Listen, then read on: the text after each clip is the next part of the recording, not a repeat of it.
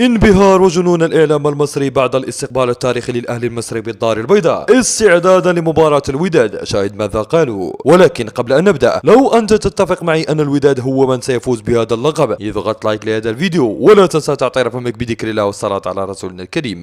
بعد أن صدر الإعلام المصري أن النادي الأهلي سيتم تهميشه بالمغرب ولن يستقبله أحد، ومن الممكن أن تعتدي الجماهير المغربية عليه مثل ما فعلت جماهير الأهلي بعد مباراة الوداد واعتدائها على لاعب الوداد، فقد وصلت بعثة الأهلي إلى الدار البيضاء أمس وتم استقبالها بالورود والطعام. فقد تفاعل الإعلام المصري مع هذا المشهد الرائع، حيث صرح الإعلام المصري محمد شلبي وقال: لقد ودعنا لاعب الوداد بالطوب والحجارة وقارورة المياه واعتدينا عليهم، ولكن وبالعكس تماما، فقد استقبل الأهلي أفضل استقبال بالورود والطعام وليس بالطوب والحجارة مثل ما فعلنا معهما. فهناك فارق شاسع بين استقبال المغاربة لنا وما فعلناه في توديعهم، فالمسؤولين المغاربة والجماهير أيضا متحضرين أعلى مستويات التحضر على عكسنا تماما. وشاهدنا كيف أكرموا لاعب الأهلي فور نزولهم إلى المطار وأعطوهم الطعام والحلوى المغربية. وأرجو من المسؤولين المصريين أن يتعلموا من المغاربة كيفية الاستقبال والترحاب.